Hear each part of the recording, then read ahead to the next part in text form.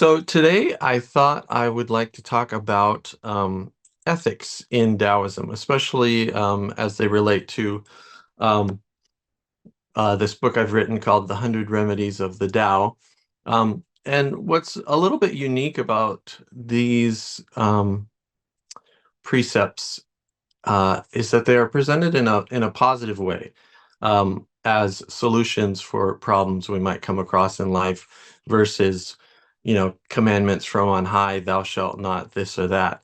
Now we do have rules in Taoism that are a little bit more like that, but these are framed in a more positive manner, more like as practices. And there's actually a long tradition in Taoism of doing that. Having rules that are sort of based more on principles than hard and fast rules, although, again, there are both for sure.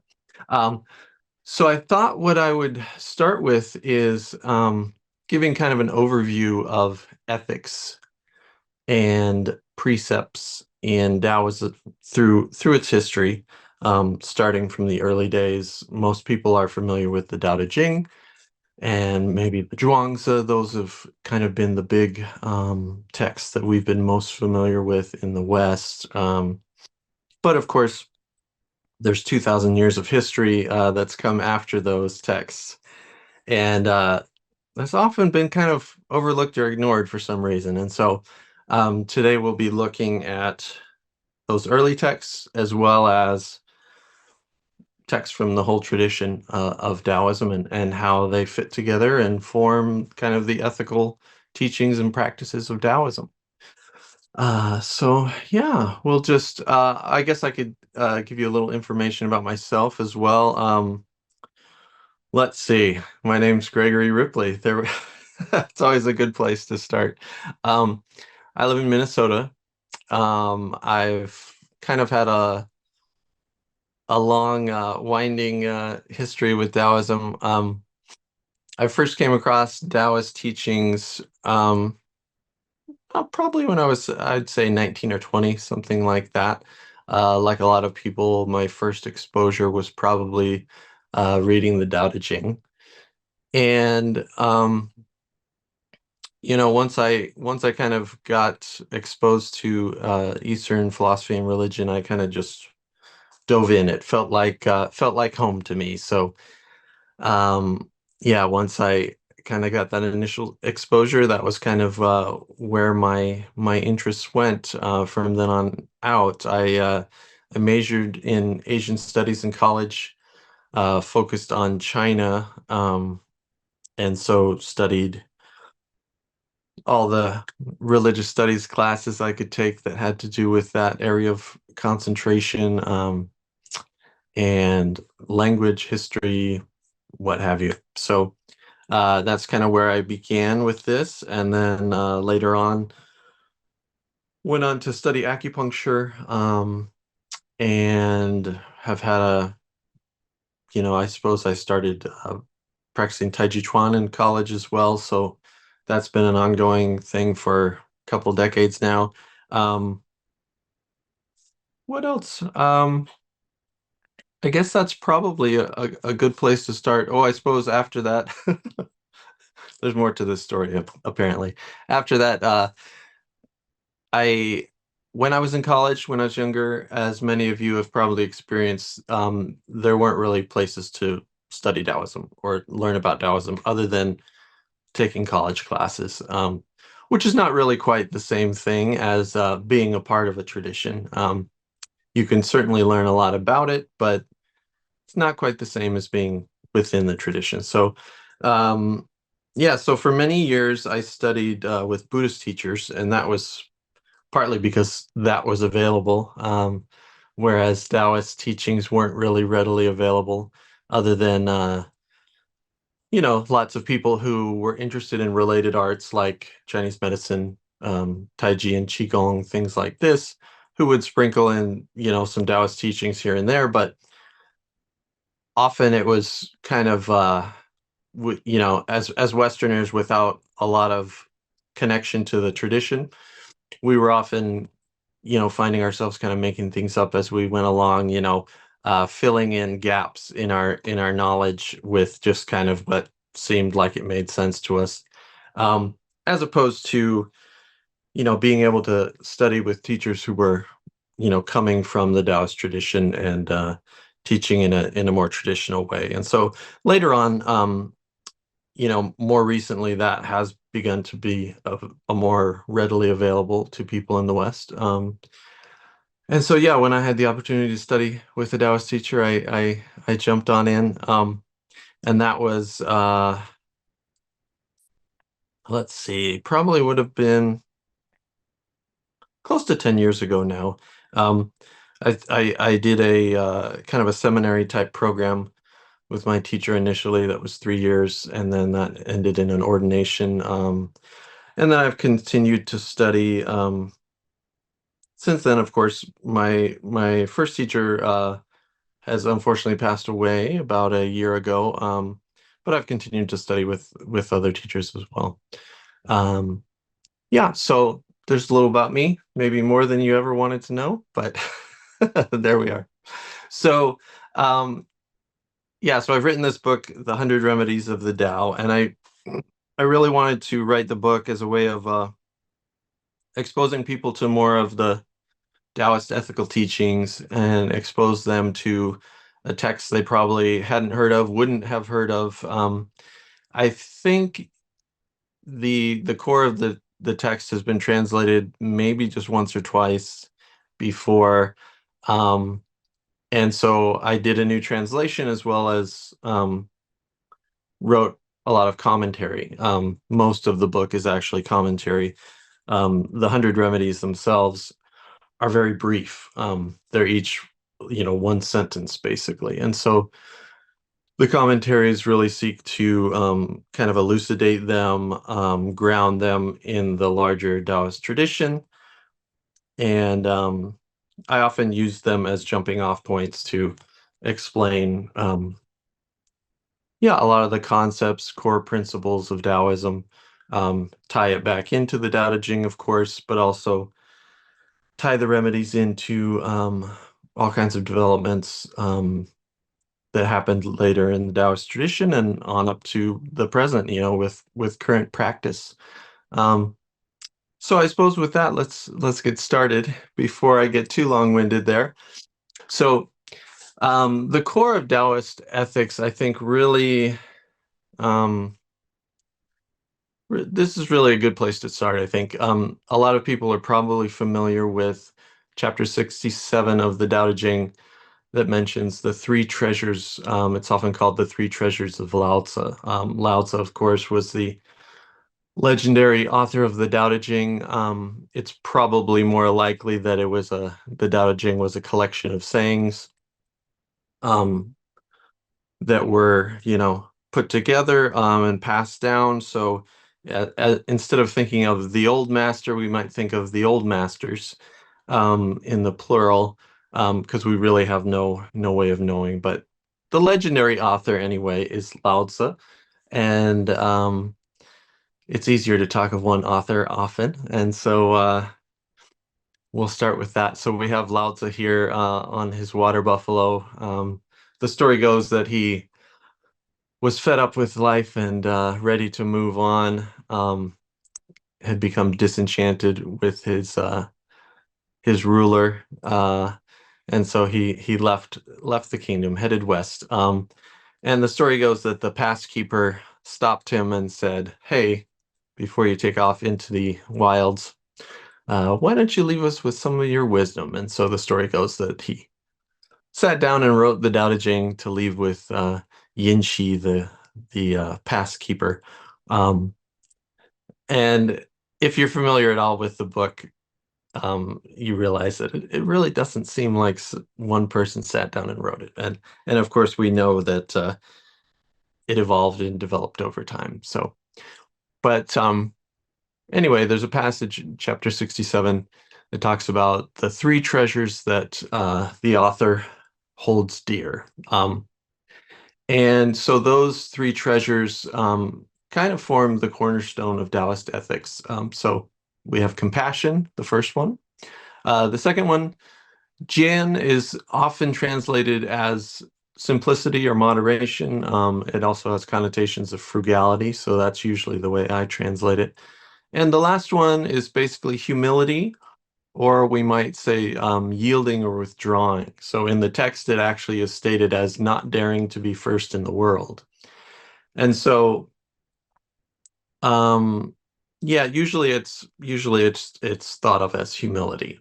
Um, and so these ethics, I mean, they really cover a lot, but we can see how they're kind of foundational to many of the other concepts in the Tao Te Ching and the later Taoist tradition. But um, I suppose I'll touch on in the text. He also gives us reasons for these principles. So, why do we want to be compassionate? So, in the text, it says compassion enables bravery. Um, Frugality enables generosity. And for the last one, humility, let's see, what does he say? He says, not daring to be first in the world, I can grow old as someone who is worthy of respect. And that's a fairly straightforward way of looking at it.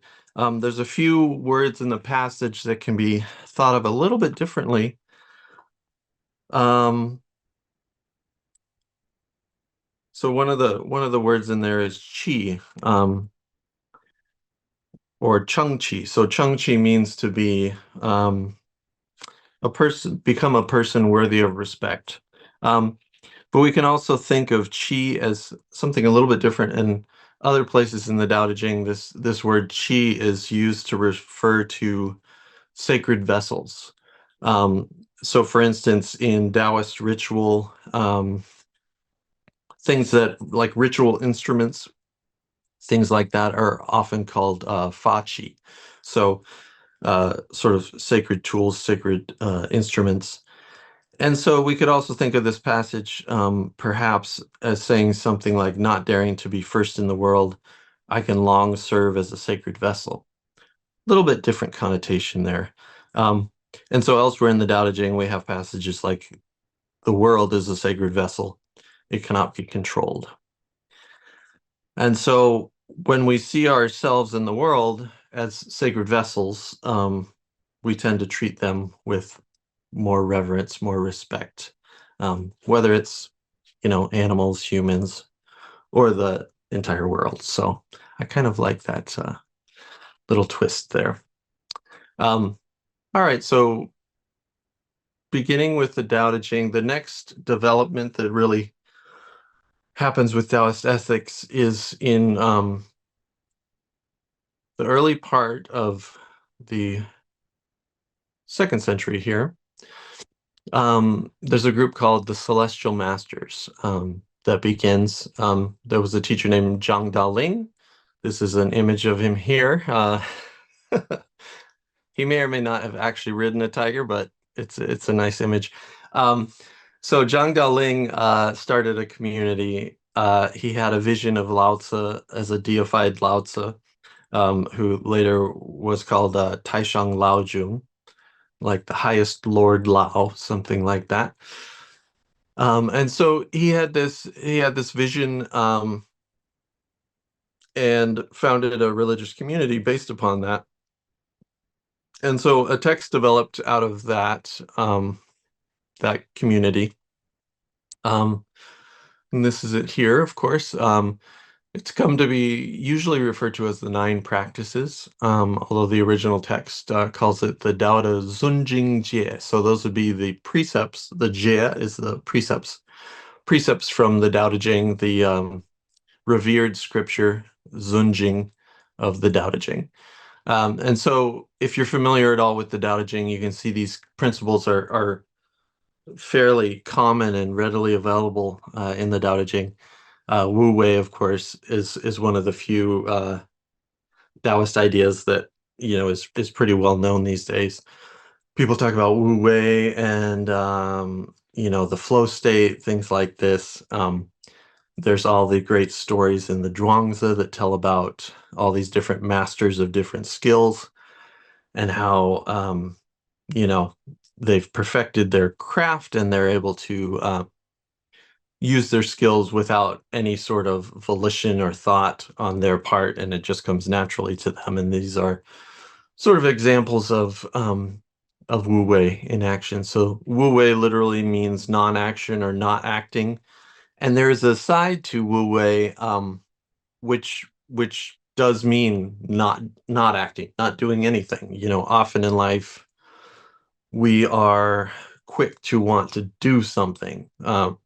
A problem happens, things come up. We've got to do something about this. We have to figure out what to do.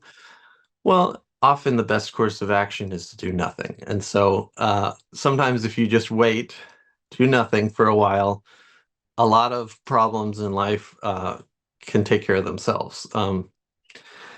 And the other side of Wu Wei is that kind of spontaneous action to where we don't maybe have a lot of ego or a lot of calculated thought involved in the action, and we really just let it come from our our inner nature. Let it come naturally, and that way hopefully we are kind of acting in accord with the Tao. um, let's see, so some of these other ideas: softness and weakness. In the Daode Jing, it talks about water being a great example of softness and weakness. How it in and of itself, it's not thought of as something that's very strong and hard like a stone or something, but over time it'll wear right through the stone, right? And it's very adaptable, will adapt itself to any conditions it finds itself in. um, let's see, so guarding the feminine is also an idea that we get from the Tao Te Ching, where talks about it in lots of different ways. Sometimes it mentions the mysterious female or mysterious feminine. Um, the Valley Spirit is another good example, where basically it's like allusions to nature, and how nature cares for everything, supports everything, is that kind of idea of nurturing, growth, all those kinds of ideas. Um, and so, we have the ideas of there's a passage which talks about know the male, but you know, guard the feminine, or keep to the feminine. Being nameless is similar in a lot of ways to Wu Wei. We might think of when we think of being nameless or having no names, we might think of the first chapter of the Tao Te Ching, which talks about um, the Tao as the nameless, and being the mother of all things, and mother of the 10,000 things. Again, kind of hearkening to the feminine, and then naming, being about form, about seeing things around us, interacting with individuals and that kind of a thing, but that we want to keep the named and the nameless together. We want to keep being and non-being together, um, kind of as two sides of the coin. So the way it's expressed is, if we want to see the mystery of mysteries, um, then we hold both of those together. So easier said than done, of course. Um, let's see. Next, we've got clarity and stillness. So those became major principles in the later Taoist tradition, all through.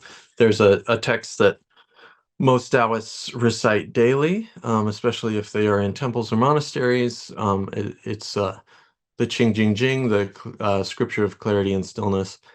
Kind of distills some of the major themes of the Tao Te Ching into a shorter text, and that is often chanted daily by many, many Taoists. So Qing and Jing are about clarity and stillness, or tranquility. And so those are major concepts used to talk about meditation and kind of the state we're seeking in meditation.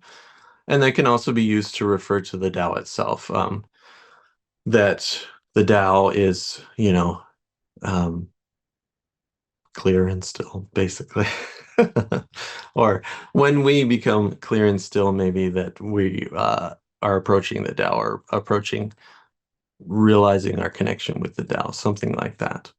Um, yeah, so there's also sometimes the Tao is summarized as Qingjing Wu-wei, and maybe Ziran, that naturally arising spontaneity that we find in nature all around us, life just bursting forth of itself, that kind of idea.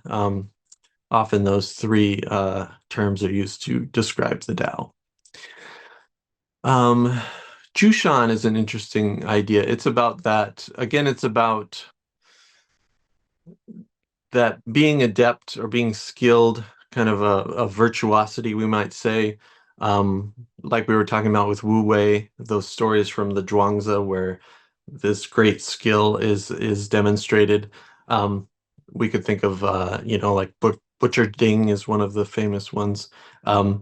He's kind of a virtuoso of carving meat, because he's able to do it with such great skill that it's natural and spontaneous. So being desireless. So again, in the first chapter of the Daode Jing, it talks about um, when you have desire or with desires, you just see the world and you see things and you see distinctions between things or outer appearances. And when you're desireless, you see the mystery. And so again, we're often uh, in Taoism, it's often recommended that we're, trying to lessen desires. This would be similar to the ideas in Buddhism or Hinduism as well, that, um, suffering and all those good things, existential angst and all these good things come from craving after things, chasing after things, especially material things, or letting our emotions and passions run wild and lead us astray.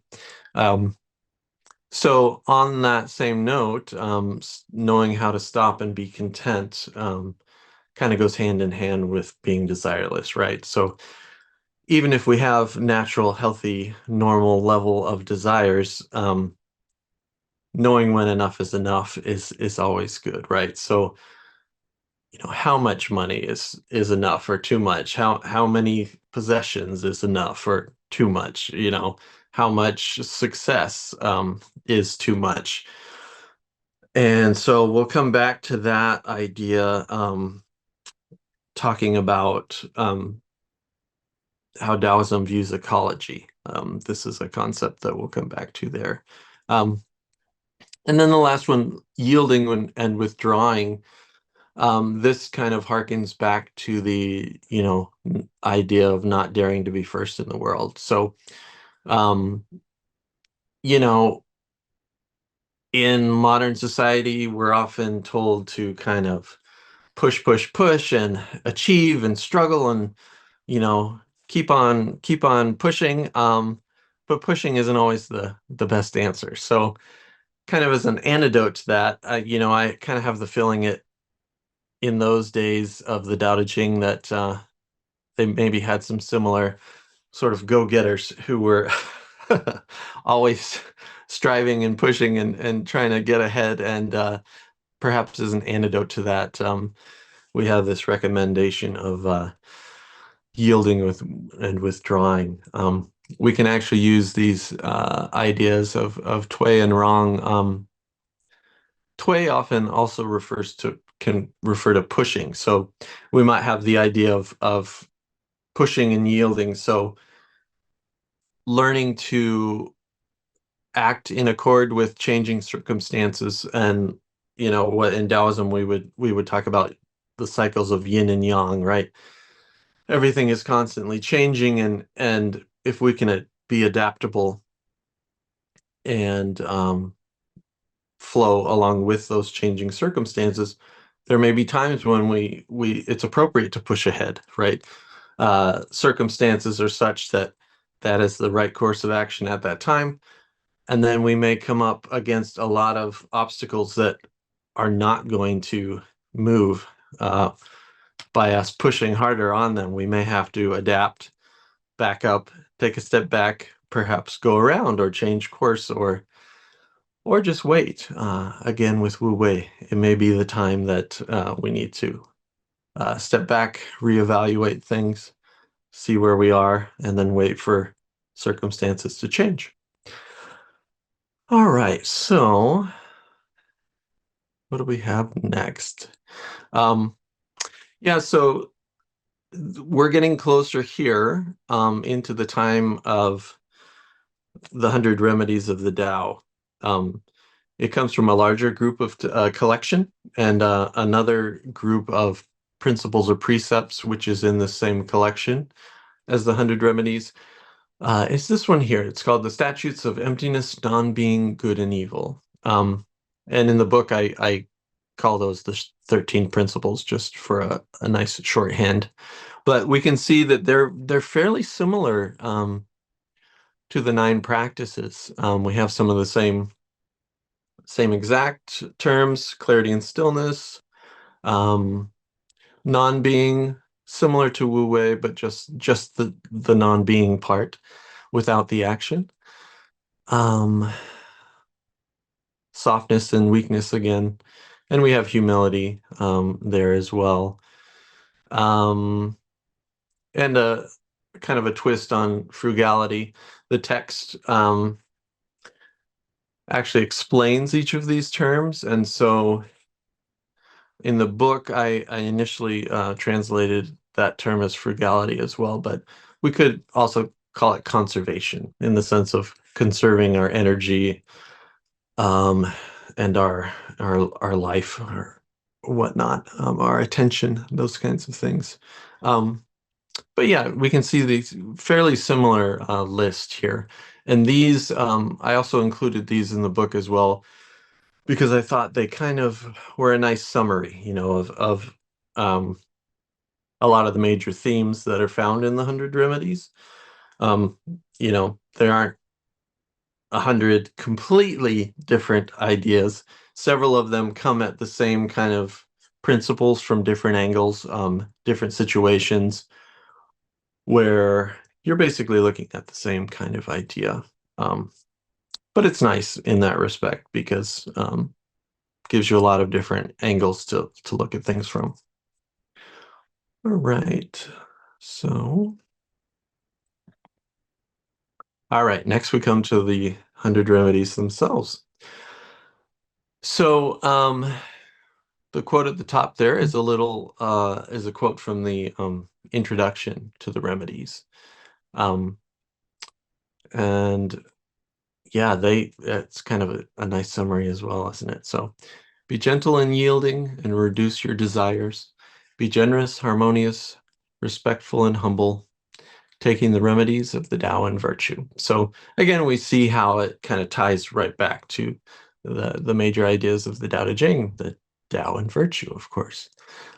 So I've included some examples here, and we'll kind of come back to these. I'll just kind of go through them briefly here, and then I'll come back and talk a little bit more about them from the book itself.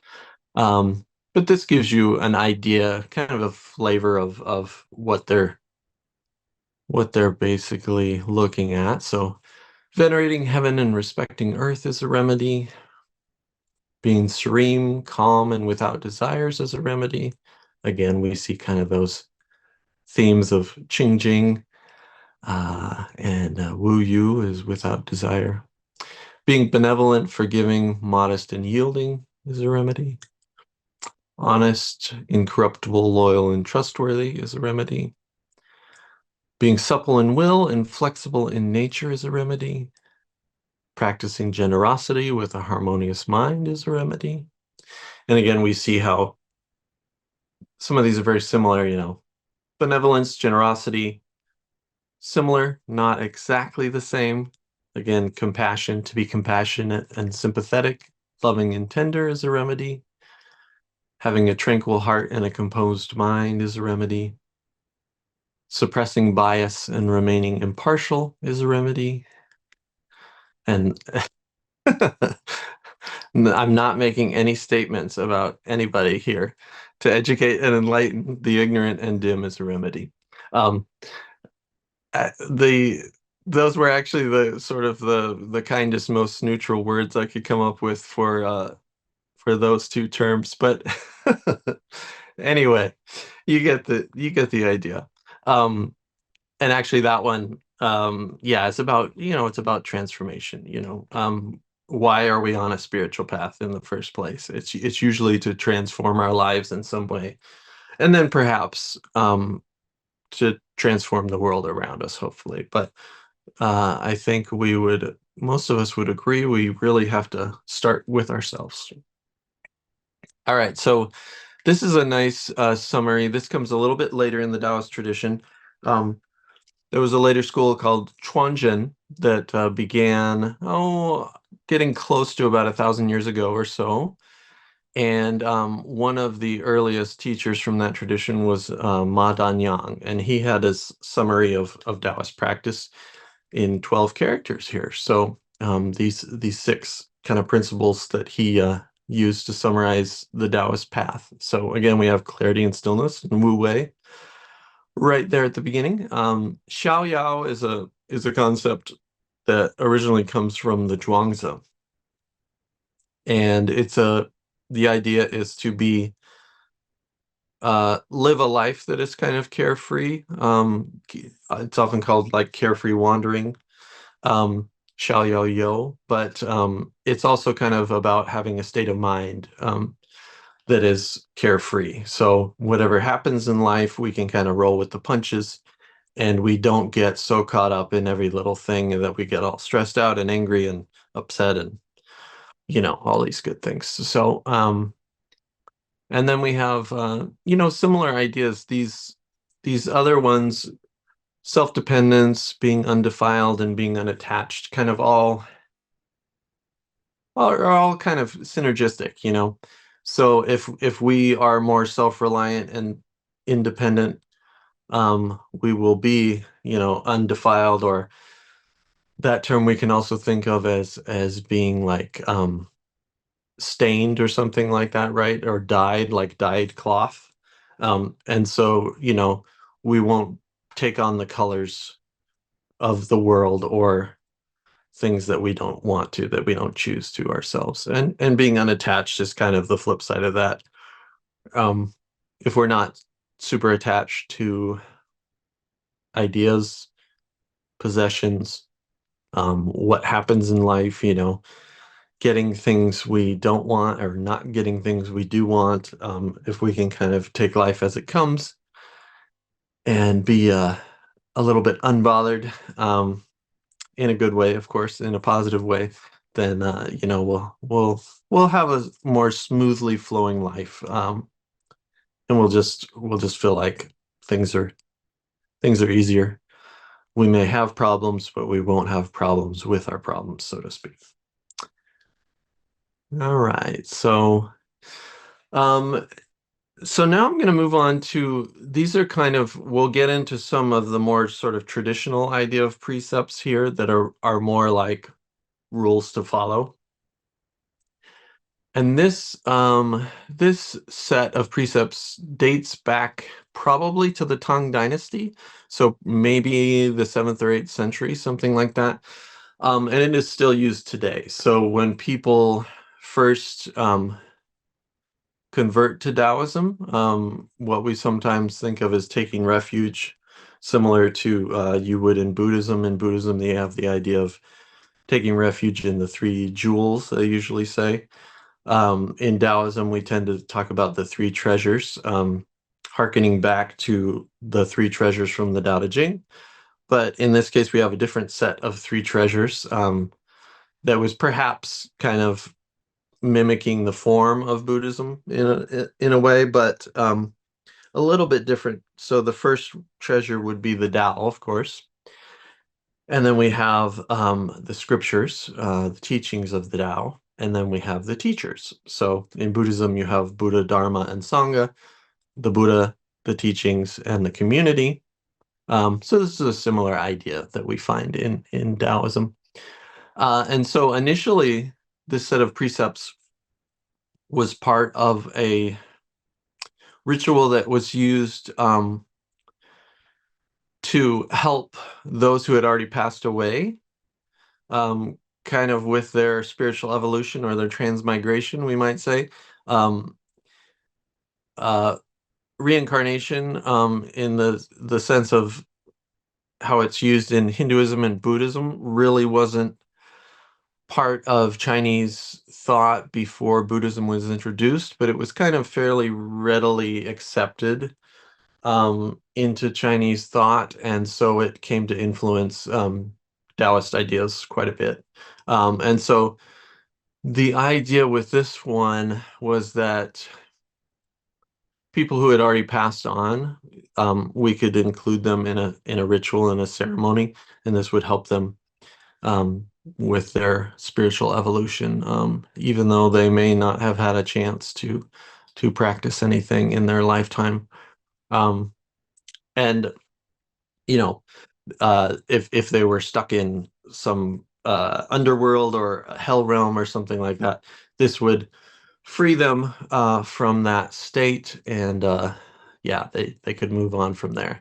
Um, it then became used both for the living and the dead, and so often when people, like I was saying, when people take refuge or convert to Taoism and take refuge in those three treasures, they're often giving these precepts as part of that. Uh, so you've probably had a chance to look at them, but we can kind of just go through them quickly here. So basically, you see, I mean, these are pretty universal values here. Um, we might bristle a little bit at the whole idea of filial piety and that kind of a thing sometimes in the West. I think when we see a list like this, we have to assume the best intentions, as far as assume that we come from a loving family that cares about us, and that therefore we should respect and listen to our parents. But of course, if that has not been your experience, you may be like, yeah, I don't think so. But anyway, refraining from killing, being merciful to all living beings, um, not committing adultery, but be upright in one's affairs or relationships, not stealing, but promoting the good, um, not being angry and aggressive toward others, not cheating or harming, not being prideful, arrogant, and neglectful of the truth. Again, we come back to that idea of, not putting ourselves first, and not being of two minds, but having single-minded dedication to the Tao. And so that last one is basically just the idea is that you're following the Tao. You're not trying to follow too many multiple teachings, and especially things that could come into conflict with each other. I threw a few talismans on there that are traditionally would have been part of the ritual back in the Tang Dynasty, um, to um,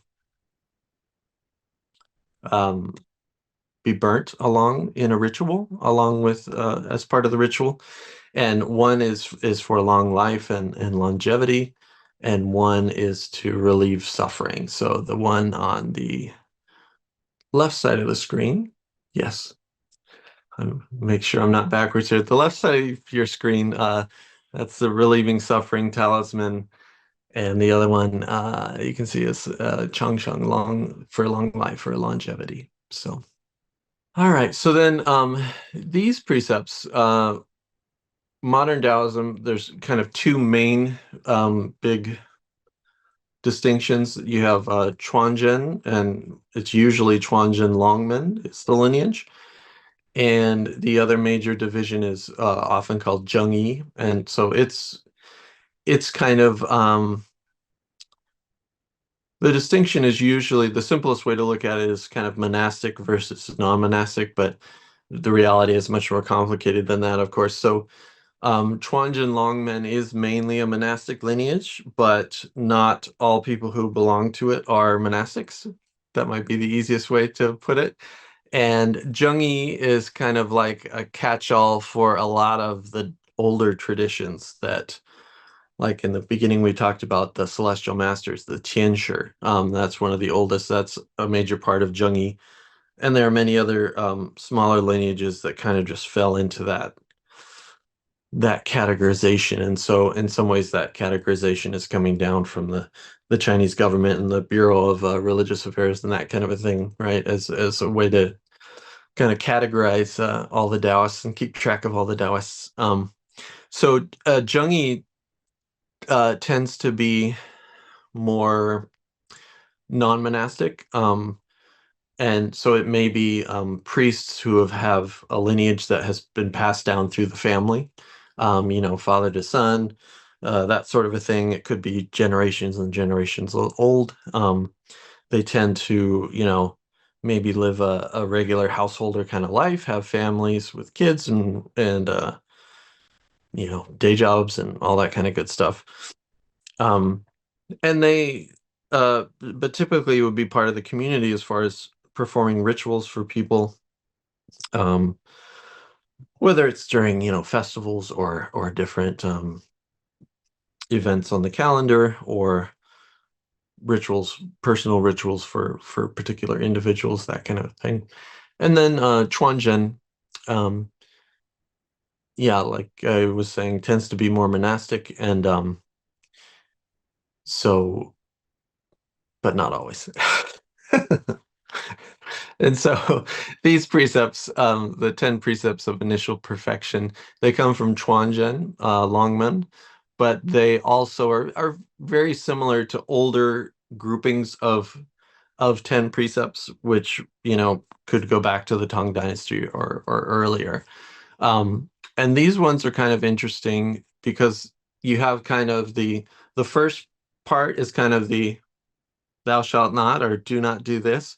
And then the second half gives you a sort of the positive side of the precept. So, do not be disloyal or unfilial without benevolence or good faith. But then it goes on to tell you the positive side of what you should be doing. Instead, always exhaust allegiance to your Lord and family. Be sincere in your relations to the myriad beings. So that's kind of the flip side, the positive. Here's what you should be doing. Here's the recommendation for a remedy, so to speak. Um, do not secretly steal things, harbor hidden plots, or harm others in order to profit yourself. Instead, always practice hidden virtue and widely aid the host of living beings. Hidden virtue is a is a nice idea that I talk about in the book as well. It's basically the idea is practicing beneficial actions for others, or good deeds, we might say, but not seeking any kind of reward or notoriety, but just doing them. So, kind of the random act of kindness kind of idea, or like, philanthropists who you may have never heard of and may never hear of because they don't make a big deal of their giving. They do it quietly, and don't go, hey, look at me. Um, let's see. Uh, do not kill or harm anything that lives in order to satisfy your own appetites. Instead, always behave with compassion and grace to all, even insects and worms. Do not be lascivious or lose perfection, defile or insult the numinous energy. So that'd be, your body, your soul, your being, your own energy. Always guard perfection and integrity and remain without shortcomings or violations. So, you know, um, try to live your best life. Try to treat others well. Try to treat yourself well. Don't engage in activities or things that uh, don't feel right or aren't good for you, and are just kind of running you down or causing you injury, whether it's, physical or psychological or spiritual. Do not ruin others to create gains for yourself or leave your own flesh and blood. Always use the Tao to help others and make sure that the 9 clan members all live in harmony. And those are that's an an old way of talking about the different relations in your extended family.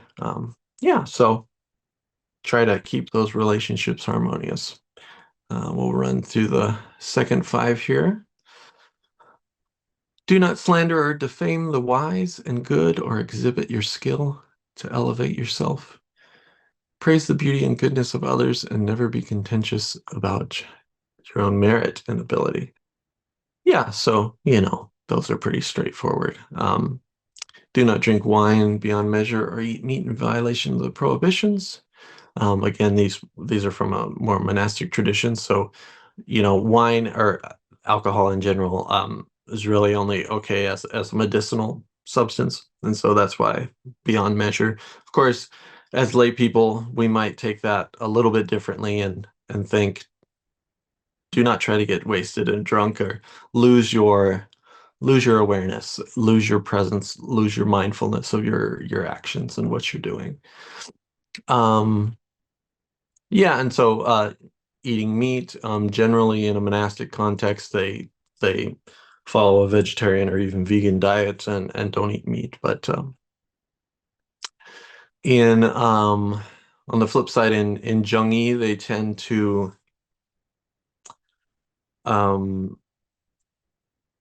for meat and things like that, they would have a certain time period, like before they were going to do a particular ritual.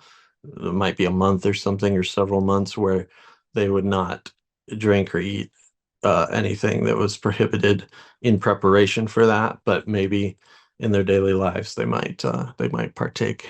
Um, so always maintain a harmonious energy and peaceful nature, focusing on your duty in purity and emptiness. Yeah, so again, that idea of these are things that can kind of pull us away from that, right? Distract us from our values, our ethics, our practices, what have you. So to just be mindful of these things. Not to be greedy and acquisitive without ever being satisfied, or accumulate wealth without giving some to others. Practice moderation in all things and show grace and sympathy to the poor and destitute. These are very similar ideas to a lot of the remedies. In fact, yeah, each of everything on here we see in the remedies in one passage or another.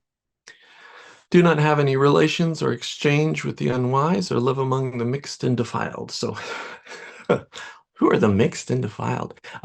Basically it's like if you are monastic, especially, you wouldn't, go live with drug dealers or something, right? Or live in we might say, just live in an environment that is going to be chaotic and antithetical to your spiritual practice, we might say. Always strive to control yourself in your living, assemble purity and emptiness. Um, do not speak or laugh lightly or carelessly, increasing agitation and denigrating perfection. Always maintain seriousness and speak humble words, making the Tao and its virtue your main concern. Now, you are totally allowed to have a sense of humor. That is not a problem. However, if you're focused on, I mean, making fun of things, putting down other people, that kind of thing, if that's your main focus, it kind of takes you away from what you may be trying to accomplish with a spiritual practice. So yeah, but so instead, um, speaking humble words and making the Tao and its virtue your main concern. So all right, now we're back to the remedies. So I thought we might look at some of these in a little bit more detail. Or yeah, you know what? Actually, I think what I'll do, may do that, but I think there's a couple other sort of attitudes or principles in Taoism that I kind of talked about in a lot of the commentaries that kind of reflect a lot of these different principles. One is the concept of yang sheng, which is often translated as nourishing or nurturing life. And so we see that attitude kind of reflected in a lot of the precepts that we looked at, caring for life, even if it's, worms and insects or what have you, as the one said. and paying respect to the feminine and nature, and those sorts of ideas. The earth. There's a well-known idea from the Daode Jing as well, that says man follows nature, nature follows heaven, heaven follows the Tao, and the Tao follows itself, or the Tao follows Zuran, which is like this self-arising, we might say, things just spontaneously coming into being. So we could even just say, life itself, or life as it is, reality as it is. And so when we try to pattern ourselves after those kind of ideas, then we have that idea of yang sheng, of nurturing life. And so in Taoist thought, we kind of extend that idea to all of humanity and all of nature, all beings. And so that's really where, it comes into play in, say, ecology, dealing with climate change, thinking about those sorts of things. The other idea I wanted to touch on before we wrapped up was, there's an idea called Ganying, which is often translated as sympathetic response or sympathetic resonance, something like this. And the idea is that that's how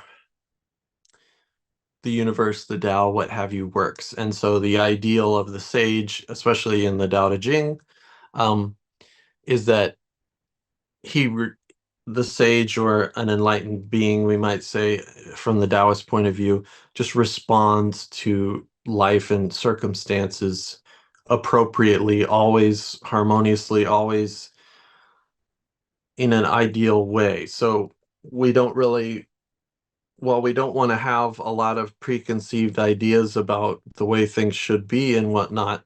Um, if we're still wrapped up in a lot of egotistical concerns,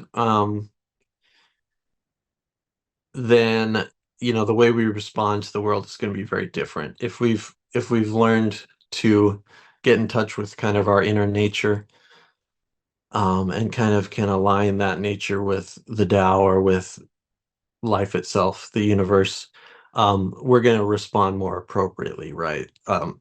In any changing circumstances. And so you have that idea of wu-wei, which is often glossed over as kind of just going with the flow. And then we have to be careful that when we think we're just going with the flow, we're not just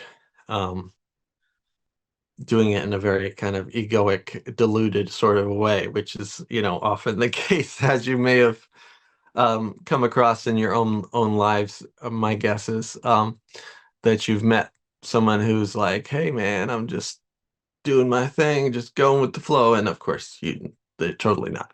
But anyway, ideally, that's what we're aiming for, but in a way that is sort of aiming for the highest good, right? So we might think of the highest good in our family life, the highest good in our community, the highest good for the world, right? So if we have those sorts of ideas in mind, then if we're going with the flow, then we won't go too far wrong, I think. But yeah, that idea of sympathetic response is also sometimes thought of in a similar way to the idea of karma, right? So that our actions will have inevitable consequences or reactions, um, and that's not, it's not a God on high that's like punishing us for doing these things.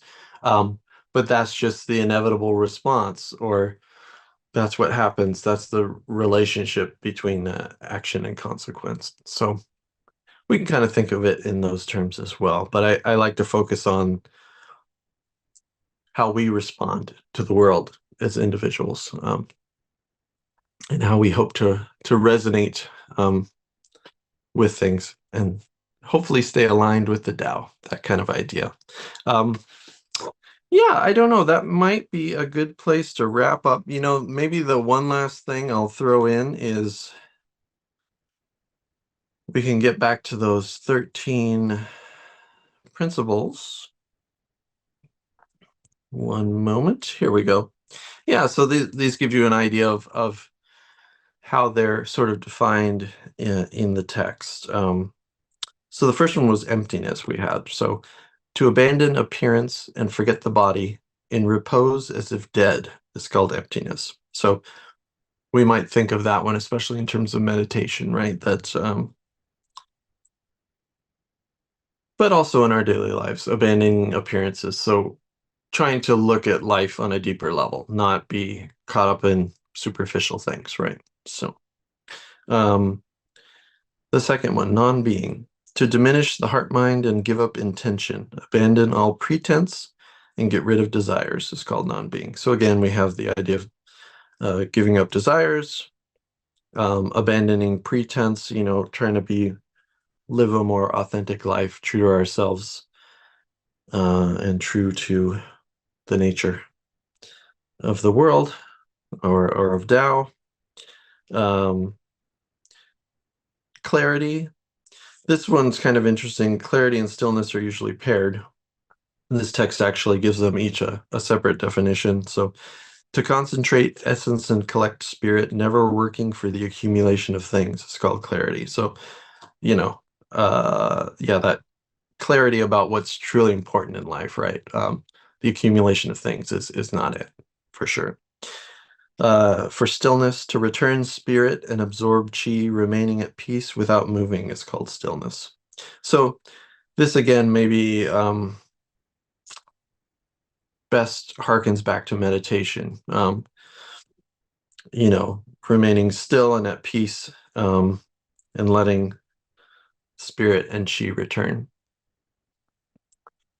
Subtlety, to reside, deeply reside in a restful space, merit and fame never shining forth is called subtlety. So, um, yeah, again, not putting yourself out there, not putting yourself first in the world, but trying to live a peaceful life, um, cultivating those things in your life that bring you more peace and rest and less chaos, right?